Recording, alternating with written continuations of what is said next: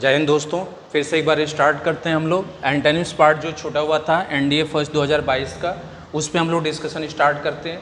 कल हम लोगों ने प्रीवियस ईयर के क्वेश्चन पेपर्स की जो एक श्रृंखला चला रहे हैं उसमें सिनोनिम्स पर हम लोगों ने डिस्कशन किया था। जो एनडीए फर्स्ट का 2022 का सिनोनिम्स था, आज उसी का एंटोनिम्स सेगमेंट लेके चल रहे हैं। इसमें आपका जो क्वेश्चन है उस क्वेश्चन को मैं बोर्ड पे रखता हूँ और उसको आप लोग देखिएगा। एंटोनिम्स ध्यान रखिएगा, विलोम शब्द विपरीतार्थी शब्द को चुनना है। इसमें अपोजिट वर्ड लिख करके भी आता है इंस्ट्रक्शंस में, और उसको हमें सेलेक्ट करना है कि सही अपोजिट वर्ड क्या होगा। यहाँ पे पहला क्वेश्चन आप लोगों के सामने रख रहा हूँ बोर्ड पे, और इसको देखिएगा। इसमें लिखा है कि ही इज इसेंशियली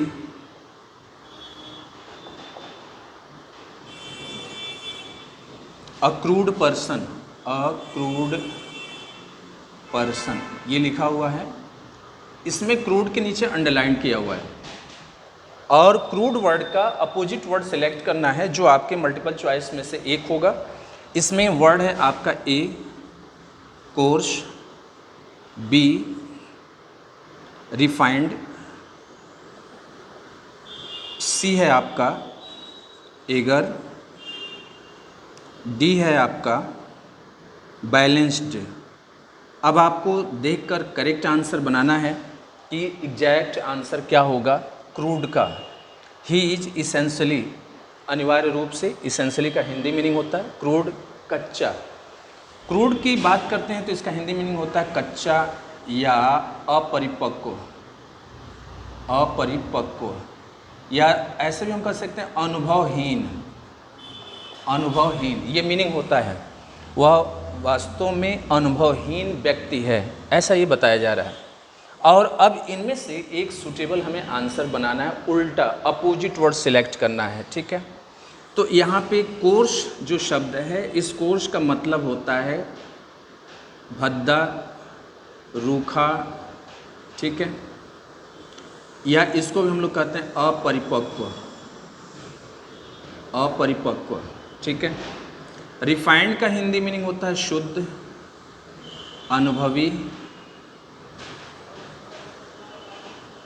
कुशल, ये होता है। एगर का मीनिंग आप लोग जानते हैं उत्सुक होता है, और बैलेंस्ड का मतलब होता है संतुलित। हिंदी मीनिंग की बात करते हैं तो बैलेंस्ड का हिंदी मीनिंग होता है संतुलित, है ना। अब इसमें करेक्ट आंसर हमको ढूंढना है। तो देख रहे हैं कि अगर इनका भद्दा, रूखा, अपरिपक्व की बात करते हैं तो ये सिनोनिम्स के रूप में आता है। रिफाइंड जो बात होती है ये आपका एंटोनिम्स के रूप में बनता है। एगर जो उत्सुक वर्ड होता है और बैलेंस जो होता है, ये दोनों इनसे कोई संबंध नहीं रखते हैं, अतः इनको हम छोड़ देंगे, एलिमिनेट करेंगे। इनका करेक्ट आंसर बनेगा रिफाइंड। जब हम अनुभवहीन की बात करते हैं या इनके सिनोनिम्स की बात करते हैं तो इस पे आपका कोर्स वर्ड होता है, आपका इनएक्सपीरियंस वर्ड होता है,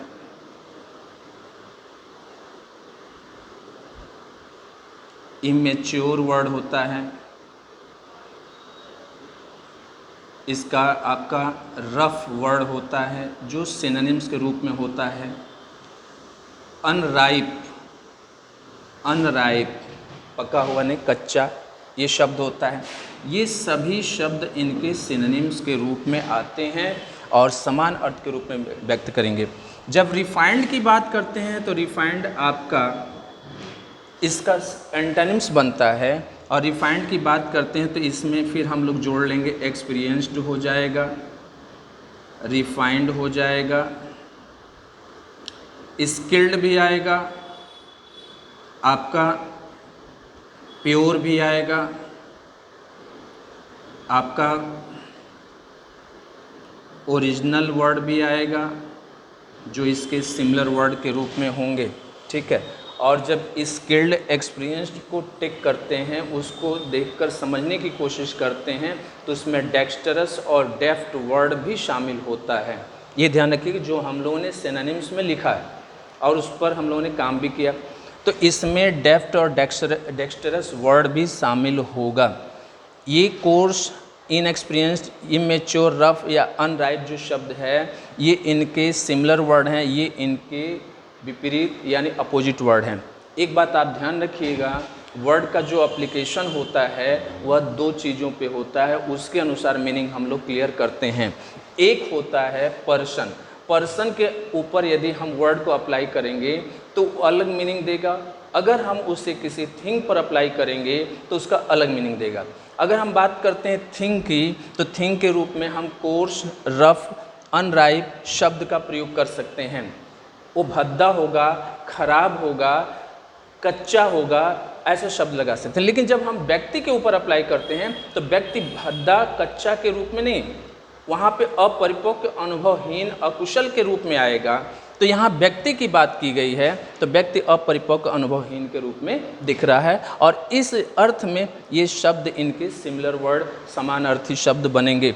रिफाइंड उन्हीं परिप्रेक्ष्य में लिया गया है और उसी के अनुसार इनका हम लोगों ने यहाँ पे सिमिलर वर्ड लिखा, यानी रिफाइन का सिमिलर वर्ड ये होगा, क्रूड का सिमिलर वर्ड ये होगा, ये सिनोनिम्स है और ये एंटोनिम्स है। आइए आगे बढ़ते हैं, अगला वर्ड लेते हैं और इसका आंसर ढूंढने की कोशिश करते हैं। क्वेश्चन नंबर 1 जो एंटोनिम्स का है, आंसर बी होगा। अब इसका अगला क्वेश्चन जो आप लोगों के बोर्ड पे है, ध्यान रहे कि ये हम लोग प्रीवियस ईयर के क्वेश्चन पेपर्स को सॉल्व कर रहे हैं, उनके क्वेश्चंस पर हम लोग वर्क कर रहे हैं और उस पर हम लोग समझने की कोशिश करते हैं कि आखिर वो कौन सा वर्ड है जो सूटेबल हम लोग समझ सकें, उस पर काम कर सकें। अगला क्वेश्चन जो सेकंड नंबर दिया हुआ है, लिखा है हिज कॉन्फिडेंस इज हाई।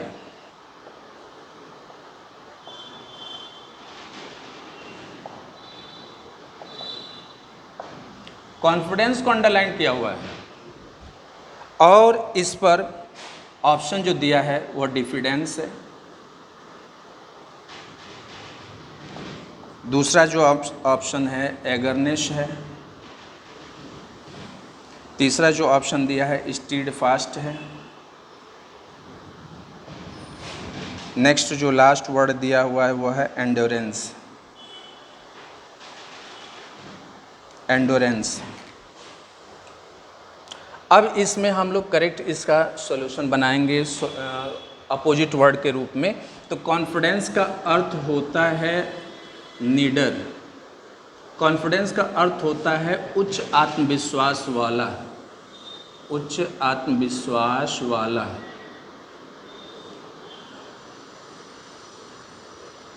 ये विश्वास कर लीजिए, ठीक है। अब इस पर हम लोगों को सोचना और समझना। कॉन्फिडेंस जिसके पास होता है वो जल्दी डरता नहीं, बोल्डली हर चीज़ को टैकल करता है और उस चीज़ पर वर्क करता है। अब यहाँ पे इसका उल्टा वर्ड चुनना है, तो जो बोल्ड होगा, जो दृढ़ आत्मविश्वासी होगा, वह अब उसका अपोजिट में डरपोक होगा, संकोची होगा, शर्मीला होगा। ये शब्द उनके क्या बनेंगे? विपरीत शब्द के रूप में होंगे। डिफिडेंस वर्ड का अर्थ होता है डरा हुआ या डरपोक, सीधा कह लीजिए, ठीक है। निरुत्साही कह लीजिए, कोई उत्साह नहीं होता। एगरनेस का मतलब उत्साही होता है। स्टीड फास्ट का अर्थ होता है दृढ़ और एंडोरेंस का मतलब होता है दृढ़, इसका भी अर्थ होता है, या इसको कह लेते हैं जिद्दी। क्योंकि ये जो देख रहे हैं ना, तीन वर्ड हैं यहाँ पे, एगरनेस है, स्टीड फास्ट है, एंडोरेंस है, ये तीनों इनके सिमिलर वर्ड के रूप में आएंगे, तीनों सिनोनिम्स के रूप में आएंगे। जो कॉन्फिडेंस है व्यक्ति के पास, वो हर चीज़ पर जिद करके, हर चीज़ पर अटल रह करके, पूरी तरह से अढेर होकर के काम करता है, ठीक है। तो वहाँ पर कोई उससे समस्या नहीं आती, वह हर चीज़ को फेस कर लेता है। लेकिन जो संकोच, शाई प्रवृत्ति वाला व्यक्ति होता है, वह हर चीज़ को सोचना समझना शुरू करता है, वो कार्य नहीं कर पाता। तो उस वर्ड के रूप में हम यहाँ पे डिफिडेंस ले रहे हैं। जो डिफिडेंस का दूसरा सिनोनिम्स आप यदि बनाएंगे तो टिमिड हो जाएगा, कावर्ड हो जाएगा, क्रावेन शब्द भी आएगा, शाई भी होगा, शाई भी होगा। ये शब्द इनके सिमिलर वर्ड के रूप में होंगे। चूँकि नाउन के फॉर्म में है तो नाउन के फॉर्म में ही हमको चुनना है, हम किसी अन्य फॉर्म में इसे नहीं चुन सकते हैं। लेकिन कॉन्फिडेंस की जब बात आती है तो यहाँ पे ये देख रहे हैं तीनों वर्ड इनके सिमिलर वर्ड के रूप में होंगे। फिर इसके बाद डिटरमिन्ड बी वर्ड होगा जो एक डिटर्मिनेशन नाउन फॉर्म में होता है, डिटर्मिनेशन शब्द के रूप में भी हम ले सकते हैं। और व्यक्ति पूरी तरह से दृढ़ होगा, जिद पे होगा, तब जाके वो हो। तो ये आपका सिमिलर वर्ड्स के रूप में होगा। इसका करेक्ट आंसर होगा ए, इसका करेक्ट आंसर होगा ए। आइए आगे बढ़ते हैं, अगला क्वेश्चन बोर्ड पे रखते हैं। नेक्स्ट क्वेश्चन है आपका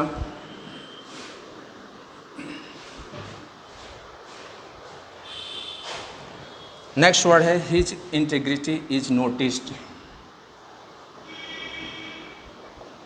इंटेग्रिटी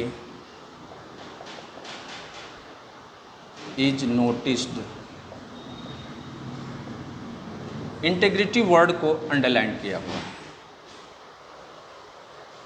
और इसमें जो ऑप्शन दे रखा है, इसमें ऑप्शन है स्किलफुलनेस। नेक्स्ट ऑप्शन जो दिया हुआ है एबिलिटी। नेक्स्ट जो ऑप्शन दिया हुआ है डिपेंडेबिलिटी।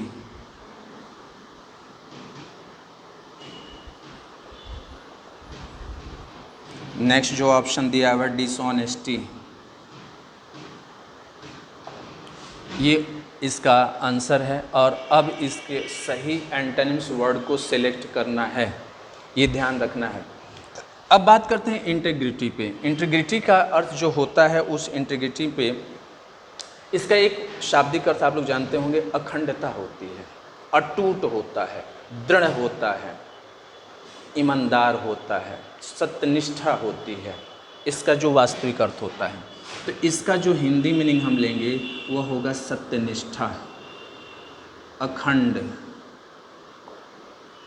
ईमानदार, ये इसका मीनिंग आएगा हिंदी में। जब हम ये इसका है, ध्यान रखिएगा, इंटेग्रिटी का।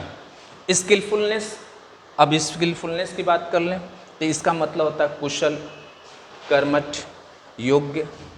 तो स्किलफुलनेस आपका कुशल के सेंस में आएगा, एबिलिटी आपका योग्य के रूप में आएगा। डिपेंडेबिलिटी, डिपेंडेबिलिटी क्या है? निर्भरता की बात करता है, तो निर्भरता के सेंस में इसको हम जानेंगे।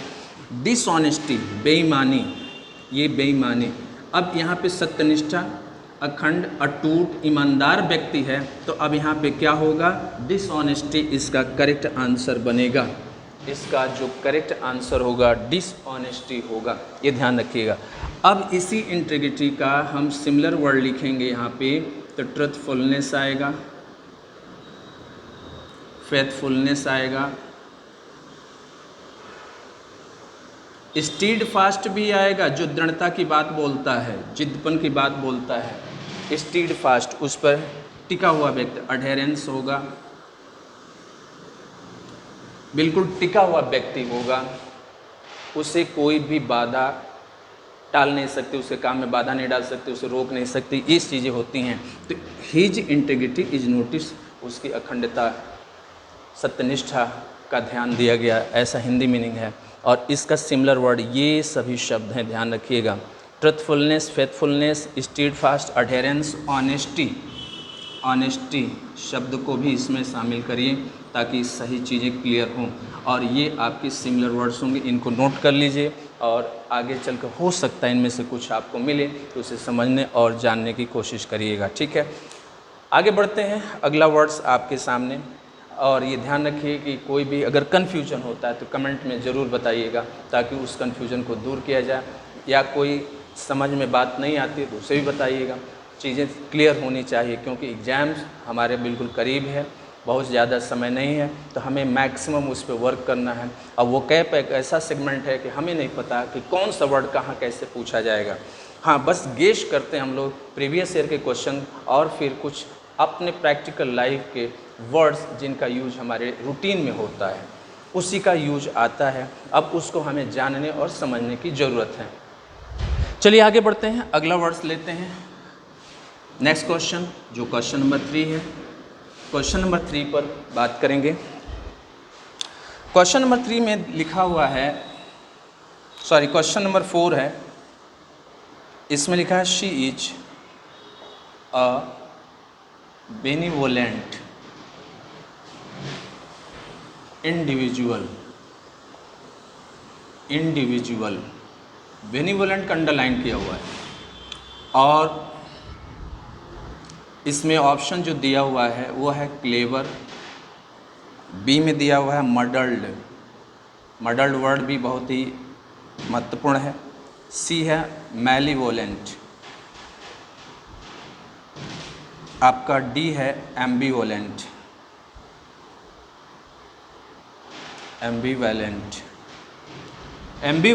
मैलीवोलेंट और मडल्ड क्लेवर शब्द इसमें रखा है और ये वर्ड्स इनके ऑप्शन में हैं। इनमें से करेक्ट वर्ड क्या होगा? बेनिवोलेंट शब्द का अर्थ होता है दयालु, हिंदी मीनिंग जो होता है इसका दयालु, काइंड हार्टेड पर्सनालिटी के लिए इनका यूज किया जाता है, ठीक है, दयालु है, उदार है, ठीक है, ऐसे को लिया जाता है। अब ये एडजेक्टिव के फॉर्म में है तो हमें इनमें से एक वर्ड सिलेक्ट करना है जो अपोजिट वर्ड हो, इनका अपोजिट चुनना है, तभी जा कर के क्लियर होगा। बेनिवोलेंट दयालु होता है, क्लेवर का अर्थ जो होता है वो चालाक होता है, मडल्ड का मतलब घपला करने वाला, धोखाधड़ी करने वाला, ये एक चीज़ को दूसरे मिला जुला करके रखने वाला। ध्यान रखिएगा, मडल्ड का मतलब एक दूसरी चीज़ को मिला जुला के रखना, बेईमानी करना, छल कपट करना, मडल्ड शब्द का अर्थ है, इसका होता है बेईमानी करने वाला, घपला करने वाला। मैलीवोलेंट जो दिया है, मैलीवोलेंट का मतलब होता है बुरा व्यक्ति, क्रूर व्यक्ति, निर्दयी व्यक्ति, है ना। जो ये वर्ड जो लगा हुआ है इस प्रीफिक्स को हम लोग मैल जो लिखा होता है, मैल का अर्थ होता है इल या बैड, है ना। एक दयालु है, एक बुरा व्यक्ति है, तो दयालु और अब यहाँ पे हो जाएगा ये व्यक्ति बुरा होगा। अब बुरा होगा तो कैसे? तो वो क्रूर होगा, निर्दयी होगा, तभी तो दया बुरा होगा, उसके पास दया नाम की चीज़ नहीं होगा, मर्सिलेस होगा, ठीक है। तो इसमें जो हम आंसर की बात कर रहे हैं देखते जाइएगा, एक एक वर्ड पे हमने उसकी व्याख्या करना शुरू किया है, हिंदी मीनिंग भी लिखना शुरू किया है। एम्बीवेलेंट का मतलब क्या होता है, इसको समझिए, जो सभी बातों को समझता हो, है ना, चारों तरफ की बातों को मिला जुला करके समझने वाला हो, समझदार हो, उसे एम्बीवेलेंट कहते हैं। समझदार एम्बीवेलेंट कहेंगे, है ना, या मिला जुला के भाव को जानने वाला, है ना, मिला जुला के भाव को जानने वाला। जैसे हम लोग देखते हैं कि कुछ विवाद होता है, उस विवाद में 2-3 लोग आते हैं समझाने के लिए, उसमें एक बंदा ये होता है कि पक्ष विपक्ष दोनों की बातें समझता, उसके बाद डिसीजन लेता है और तो बताता है, तो एम्बीवेलेंट की क्वालिटीज़ उसमें आती है। तो एम्बीवेलेंट ये वर्ड है, ठीक है। मैलीवेलेंट, मडल्ड, क्लेवर, अब इनके मीनिंग के अनुसार हम देखेंगे तो इनका करेक्ट आंसर क्या बनेगा? सी बनेगा, इनका करेक्ट आंसर सी बनेगा। बेनिवोलेंट की जो बात आती है सिनोनिम्स की, तो बिल्कुल आसान है। इसके सिनोनिम्स के रूप में आप मर्सीफुल, काइंड हार्टेड भी लिख सकते हैं, जेनरस भी लिख सकते हैं, बहुत ही सिंपल है ना। अनेक जगहों पे ये पूछा गया है, इसलिए इसका ध्यान रखना जरूरी है। इसको हम यहाँ पे नहीं लिख रहे हैं, बट इसको ध्यान रखिएगा, एक सिंपल ईजी वे में इसको जाना जाता है, ठीक है। आइए बढ़ते हैं अगले क्वेश्चन की तरफ और उनको जानने की कोशिश करते हैं। नेक्स्ट आपका क्वेश्चन है आपके बोर्ड पर,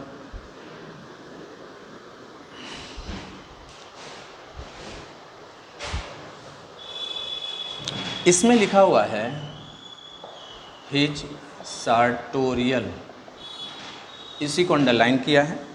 manner is judged, manner is judged, ये वर्ड है, पूरा सेंटेंस आप देख लीजिए। अब उसमें लिखा है A option unstylish, B option uncompromising, C option common, D option crude. ये वर्ड है और जिस भी विशेषज्ञ ने बनाया ऐसा लग रहा है कि कुछ वर्ड्स को उसने कलेक्ट कर लिया, एक दूसरे में घुमा फिरा करके लिख रहा है, बना रहा है। इससे यही पता चलता है। फिलहाल जो भी हो उसके अनुसार हम लोग को बात नहीं, हमें अपने अनुसार बात करनी है। अब क्वेश्चंस का सॉल्यूशन फाइंड आउट करना है। His sartorial manner is judged.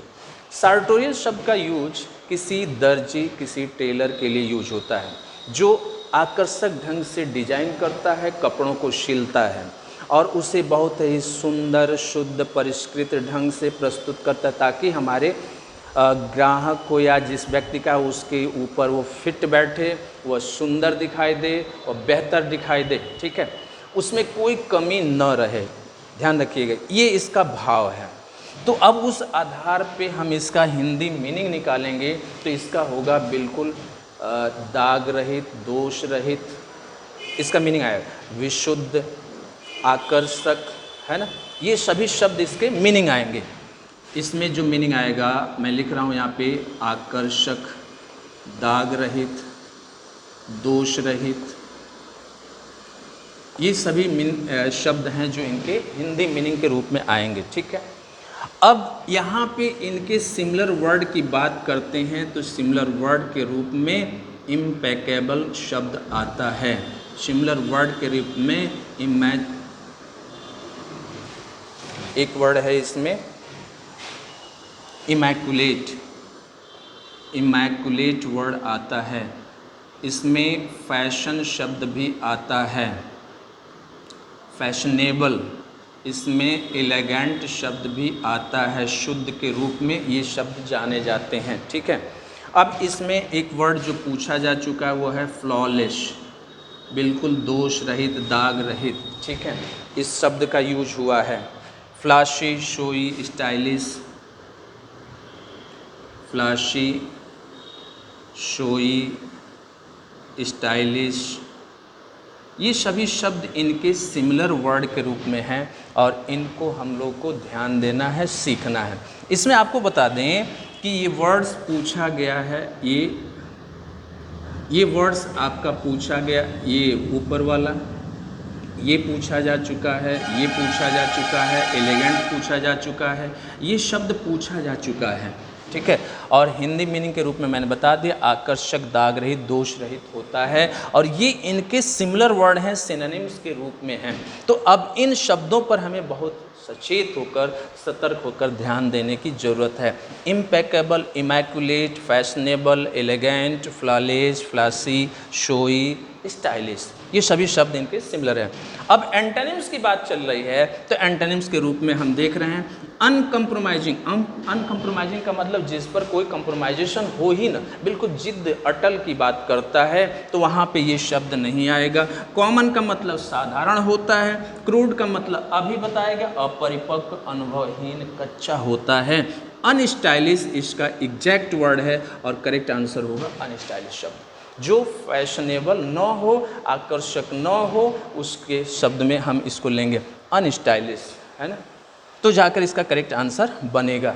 ध्यान रखिएगा। एंटोनिम्स की बात चल रही है तो सार्टोरियल शब्द कहाँ से आया? किसी दर्जी से, है ना, उसकी फिटिंग, उसके स्टाइल जो सिलने का है, वो सारी चीज़ों से आया है, तो वहाँ से इसको लिया गया। ये सारे शब्द इनके सिनोनिम्स हैं। नोट जरूर करिए और उसको समझने और जानने की कोशिश करिए। अगला क्वेश्चन मैं रखता हूँ बोर्ड पे और उनको जानने की कोशिश करता हूँ क्या होगा करेक्ट आंसर।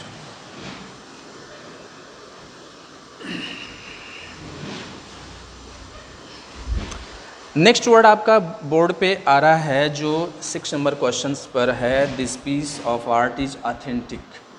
लिखा गया है this piece of art is authentic. अब यहाँ भी इसको हम लोग थोड़ा सा देखें तो पिछले शब्द से कहीं ना कहीं ये मिलता जुलता है और उसके अनुसार हम लोग समझें, इसका सॉल्यूशन बनाएं तो आसानी से मिल सकता है, कोई बहुत मुश्किल नहीं है। फिर भी इस पर हम लोग थोड़ा सा वर्क करेंगे। इसका ऑप्शन में लिखा है जेन्युइन, इसके बी ऑप्शन में लिखा है एक्सपेंसिव, इसके सी ऑप्शन में लिखा है रेयर, इसके डी ऑप्शन में लिखा है फेक। फेक वर्ड पे हम थोड़ा सी बात करें तो फेक वर्ड आपका पूछा जा चुका अनेकों बार। इसमें वर्ड जो दिया था ये वर्ड काउंटरफिट नाम के शब्द के साथ जुड़ा हुआ था। काउंटरफिट स्प्यूरियस वर्ड से जुड़ा हुआ था। इसमें फैक्सिमाइल आपका वर्ड है उससे जुड़ा हुआ था। ये वर्ड्स इनके साथ में हैं, फैक्सिमाइल, स्प्यूरियस, काउंटरफिट, डुप्लीकेट, है ना, आर्टिफिशियल, ये सभी शब्द इनसे हैं और इन सभी का अर्थ होता है नकली, बनावटी, इन सभी का अर्थ होता है, ठीक है। और इसमें काउंटरफिट, स्प्यूरियस आपसे पूछा जा चुका है, जो फेक ऑप्शन को लेकर आया हुआ है। फेक ऑप्शन, एनडीए की ही बात कर रहा हूँ, एनडीए के क्वेश्चन में, सीडीएस में भी ये क्वेश्चन आया हुआ है, एनडीए में भी आया हुआ है, तो इन पर भी हमको देखेंगे। तो काउंटरफिट वर्ड से ये जुड़ा हुआ है, फेक ऑप्शन देकर के पूछा है।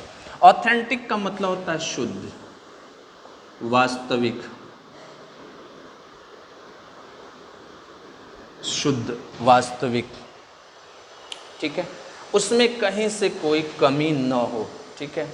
ऑथेंटिक शब्द वहाँ पे यूज किया जाता है जहाँ कोई कमी ना हो, बिल्कुल शुद्ध हो, ओरिजिनल हो, नेचुरल हो, ठीक है, जो हम बनाए हैं, जो देखें वो बिल्कुल उसी के रूप में हो, तो ये होगा जेन्युइन। जेन्युइन का मतलब भी होता है वास्तविक, जो शब्द इसका सिनोनिम्स के रूप में है। एक्सपेंसिव का मतलब आप सब लोग को मालूम होगा इसका। रेयर का मतलब दुर्लभ होता है, है ना, बहुत ही कम मिलने वाला होता है, उसको रेयर का यूज किया जाता है। तो अब इस आधार पे हम प्रश्न का उत्तर देखेंगे तो करेक्ट आंसर बनता है डी। इसका करेक्ट आंसर बनता है डी। अब एक बात यहाँ पे और हम आप लोगों को समझाना चाहेंगे, ऑथेंटिक शब्द पर जब हम सिनोनिम्स की बात करते हैं तो सिनोनिम्स ऑथेंटिक का बनता है इंडिजेनस। इंडिजेनस का अर्थ होता है देशी, अपना, मूल, ध्यान रखिएगा। ऑथेंटिक का मतलब इंडिजेनस, देशी, अपना, मूल, उससे भी जोड़ करके हम लोग इसको देखते हैं और समझते हैं। तो अगर हम ऑथेंटिक शब्द की सिमिलर मीनिंग के रूप में वर्ड को सेलेक्ट करते हैं तो जेन्युइन के साथ में आप वर्ड जोड़िएगा ओरिजिनल, वर्ड आप जोड़ सकते हैं नेचुरल, आप वर्ड जोड़ सकते हैं इंडिजेनस, आप वर्ड जोड़ सकते हैं नेटिव, और वर्ड जोड़ सकते हैं इनेट। ये वर्ड आपके सिमिलर वर्ड्स के रूप में आते हैं, बिल्कुल परिशुद्ध, विशुद्ध शब्द के रूप में होता है। अब इसके पहले वाले शब्द में भी यही बात लिखा गया था, देखेंगे, इम्पेकेबल, इमैकुलेट वर्ड भी वहाँ आया था बिल्कुल शुद्ध के रूप में, तो वो भी शब्द ऑथेंटिक से जुड़ता है। अब यहाँ पे दो चीज़ें हो गई, एक जो अपने मूल रूप में बना हुआ है, प्राकृतिक रूप में बना हुआ है, वो भी ऑथेंटिक वर्ड माना जाता है, और एक जो डिजाइन किया जा रहा है, जो चीज़ें नई मैन्युफैक्चर की जा रही है और उसमें कोई कमी नहीं है और उसकी फिर अन्य और कॉपीज बनाई जाती हैं, तो वो चीज़ें ऑथेंटिक के रूप में होती हैं, तो उसके रूप में हम ये लेते हैं। और विशुद्ध, सही के रूप में इमैकुलेट, इम्पेकेबल, फ्लॉलेस शब्द को भी शामिल करते हैं, जो इनका सिमिलर वर्ड के रूप में होगा। तो ये बातें आपको ध्यान रखना है और समझना है, जो पिछले हम लोगों ने वर्ड में लिखा है। तो इस तरह से इसका करेक्ट आंसर डी मिला। अब चलते हैं हम लोग अगला क्वेश्चन और उसका आंसर ढूंढते हैं, क्या होता है अगले क्वेश्चन का आंसर।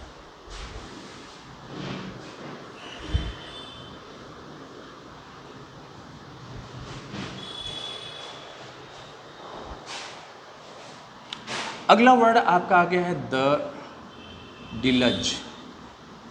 डिलज वर्ड को अंडरलाइन किया है। Affected the population, affected the population, ये वर्ड है। और इस वर्ड पर हमको ऑप्शन मिला हुआ है जिसमें लिखा है cloud burst, cloud burst, B में लिखा हुआ है ड्रॉट,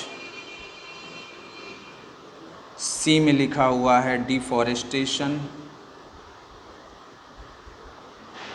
डी में लिखा हुआ है ड्रिजल। ये वर्ड है और इनका ऑप्शन क्या है देखेंगे। ऑप्शन के अनुसार सही डिसीजन लीजिएगा। डिलज का मतलब होता है बाढ़, जल प्लावित एरिया, जलमग्न एरिया, ठीक है, ये ध्यान दीजिए डिलज शब्द का है। डिलज वर्ब नाउन दोनों फॉर्म में यूज होता है। डिलज का यूज हम नाउन के रूप में यहाँ कर रहे हैं। सब्जेक्ट बना हुआ है, जल प्लावित क्षेत्र प्रभावित की है जनसंख्या को। ठीक है, तो ये जल प्लावित क्षेत्र की बात करता है। इसके सिमिलर वर्ड के रूप में हम लेते हैं तो फ्लड होता है। इसका सिमिलर वर्ड जो लेंगे तो फ्लड होगा। क्लाउड बर्स्ट का मतलब बादल का फटना होता है, जहाँ पर खूब मूसलाधार बारिश होती है, बादल एक जगह इकट्ठा होकर रुक जाते हैं। एक भौगोलिक घटना है, ठीक है, तो इसको भी आप लोग जानते हैं। तो बादल का फटना और बाढ़ का सिमिलरिटी है। ड्रॉट का मतलब सूखा होता है। डिफॉरेस्टेशन का मतलब होता है वन विहीन होना।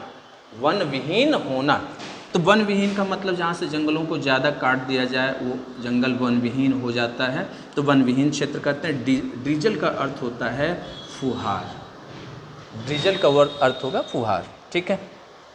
डिलज, फ्लड, क्लाउड बर्स्ट सिमिलरिटी आएगी। इसका एंटोनिम्स के रूप में होता है ड्रॉट, जिसका हिंदी मीनिंग होता है सूखा, और इसका करेक्ट आंसर बनेगा बी। इस क्वेश्चन का करेक्ट आंसर होगा बी। अब आगे बढ़ते हैं, अगले क्वेश्चन की तरफ मूव करते हैं। नेक्स्ट क्वेश्चन आपकी बोर्ड पर, हर क्वेश्चन पर हर वर्ड्स को कोशिश में है कि आप तक सही और स्पष्ट रूप से व्याख्यात करके उसे पहुंचा दें ताकि चीज़ें क्लियर हो जाए। अगला क्वेश्चन आता है आपका, जिसमें 8वें नंबर प्रश्न की बात आती है। लिखा है हिज डेडिकेशन। डेडिकेशन को अंडरलाइन किया हुआ है। Is known to all. Known to all. अब इसके बाद आ रहा है option A clarity, option B hostility, option C apathy, option D anger. और इसका करेक्ट आंसर क्या होगा? डेडिकेशन शब्द लिया है। डेडिकेशन एंड डिवोशन दो शब्द हैं, है ना। समर्पण और लगाव, समर्पण और लगाव, तो ये लगभग सिमिलरिटी के रूप में होते हैं। हम किसी के प्रति पूरी तरह समर्पित हो जाएं, हम किसी से पूरा गहरा स्नेह रखते हैं, गहरा लगाव रखते हैं, तो लगाव में भी समर्पण है, समर्पण में भी लगाव है। यहाँ सिमिलर वर्ड की बात आती है तो सिमिलरिटी के रूप में हम यहाँ पे डिवोशन शब्द को भी रख सकते हैं, अफेक्शन शब्द को भी रख सकते हैं, जो इनके सिमिलर वर्ड के रूप में होगा। अब इनका एंटेनिम्स फाइंड आउट करना है, तो अब यहाँ पे है क्लैरिटी। क्लैरिटी का मतलब क्या है? अस्पष्टता हिंदी अर्थ होता है। हॉस्टिलिटी शत्रुता हिंदी अर्थ होता है, और अपैथी खिन्नता हिंदी अर्थ होता है। एंगर क्रोध हिंदी अर्थ होता है, ठीक है। तो अब इस प्रश्न के अनुसार हमको सटीक आंसर ढूंढना है कि क्या करेक्ट आंसर होगा। किसी के प्रति हमारा डेडिकेशन है, लगाव है ना, तो अब क्या होगा? उसका विरोधी शब्द, उससे शत्रुता होगी, दुश्मनी होगा, है ना। तो शत्रुता और दुश्मनी की बात करें तो अब वो व्यक्ति पूरी तरह से क्या हो जाएगा? क्लियर हो जाएगा। इसका ऑप्शन बनेगा बी, हॉस्टिलिटी, शत्रुता या दुश्मनी, इसका आंसर होगा। समझ रहे हैं? तो ये विरोध, शत्रुता, कटुता, कड़वाहट, ये सभी शब्द इसमें आएगा डेडिकेशन के रूप में, ठीक। खिन्नता की बात करते हैं। खिन्नता स्वयं पर लागू होती है। कोई व्यक्ति खिन्न है, दुखी है, परंतु ये नहीं है कि उससे दूर है। किसी बात को लेकर के नाराज हो सकता है, खिन्नता हो सकती है, परंतु दूरियां नहीं होती। लेकिन शत्रुता की बात आती है तो पूरी तरह से संपूर्ण समर्पण, संपूर्ण स्नेह, लगाव समाप्त हो जाता है। इसका करेक्ट आंसर होगा बी, हॉस्टिलिटी। आइए आगे बढ़ते हैं नेक्स्ट वर्ड की तरफ। अगला वर्ड आपका आता है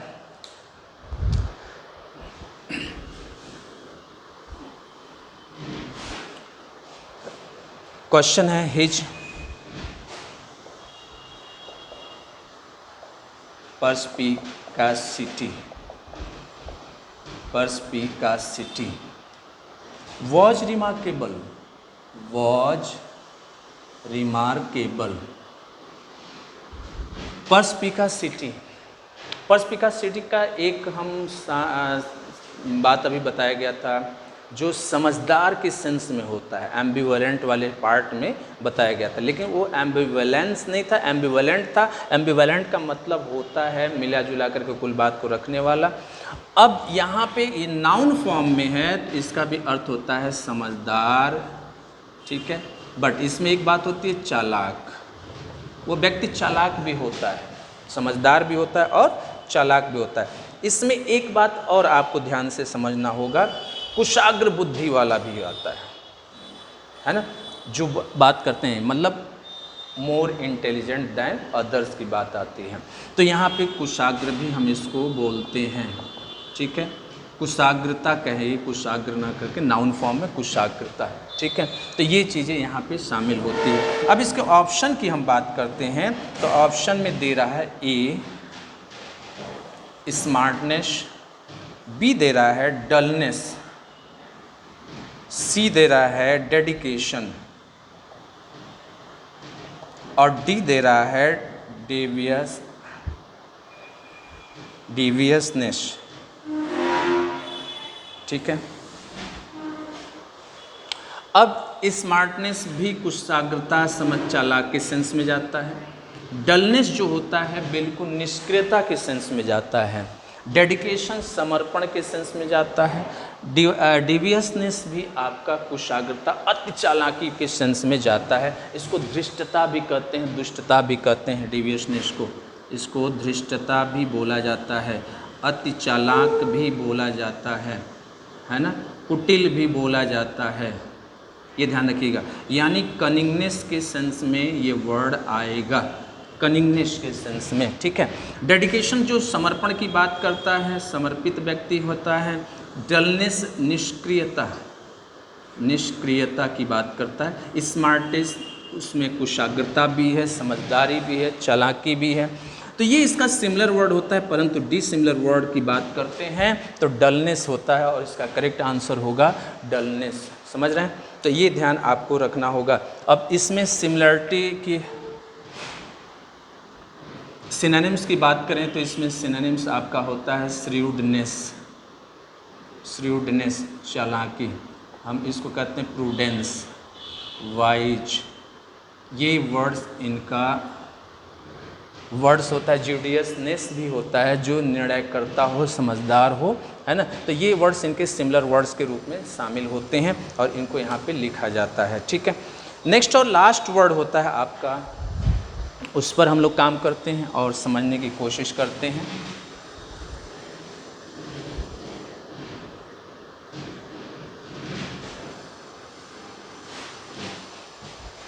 लास्ट वर्ड में लिखा है ही हैज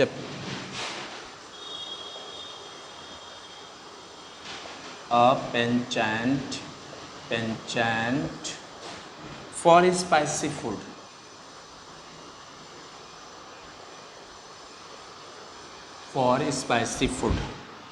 और इसमें जो ऑप्शन दे रखा है, ऑप्शन में लिखा है टेंडेंसी, ऑप्शन में लिखा है अफिनिटी, ऑप्शन में लिखा है फियर और ऑप्शन में लिखा है डिसलाइक।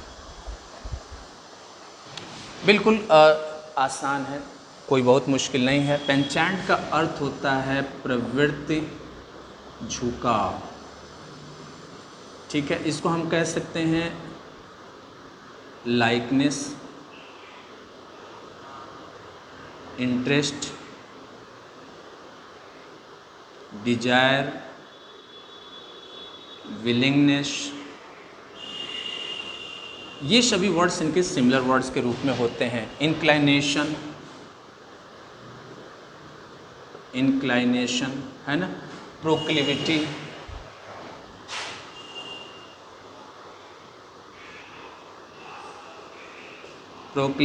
ये सभी शब्द इनमें शामिल होते हैं और ये इनके सिमिलर वर्ड्स के रूप में होते हैं, ठीक। टेंडेंसी प्रवृत्ति के रूप में, एफिनिटी संबंध के रूप में, फियर डर की बात करता है। एफिनिटी का मतलब होता है संबंध या लगाव, एफिनिटी का मतलब संबंध या लगाव, जो मित्रवत संबंध होता है, एक भाईचारे का संबंध होता है, उसके रूप में एफिनिटी कहते हैं। डिसलाइक का मतलब होता है घृणा, नापसंद, तो अब हमें एंटेनिम्स फाइंड आउट करना है, तो एंटेनिम्स के रूप में इसका करेक्ट आंसर होगा डी। ठीक है, और इस तरह से हम लोगों ने 10 प्रश्न जो दिया था उसका सोल्यूशन फाइंड आउट किया और उस पर हम लोगों ने वर्क किया। ठीक है, अब कल आपको मिलेगा 2021 का सेकंड पेपर, जिस पर हम लोग सिनोनिम्स और एंटोनिम्स पे काम करेंगे। सेकंड पेपर का जो स्पॉटिंग एरर था उस पर हम लोगों ने डिस्कस कर लिया है, उसकी सारी जानकारी मिल चुकी है।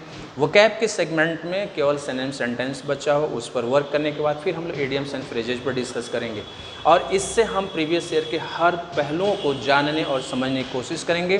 क्वेश्चन का लेवल क्या है, क्वेश्चन के डिफ़िकल्टी लेवल क्या है, क्वेश्चन किस तरह से सॉल्व हो रहे हैं, किस तरह की तैयारी हम करें ताकि वो चीज़ें हमारे लिए आसान बने और मैक्सिमम स्कोर करने में मददगार हो और हमारे लिए बेहतर हो। ठीक है, तो फिर मिलते हैं हम लोग अगले वीडियो में, तब तक के लिए आप सबको जय हिंद एंड थैंक यू।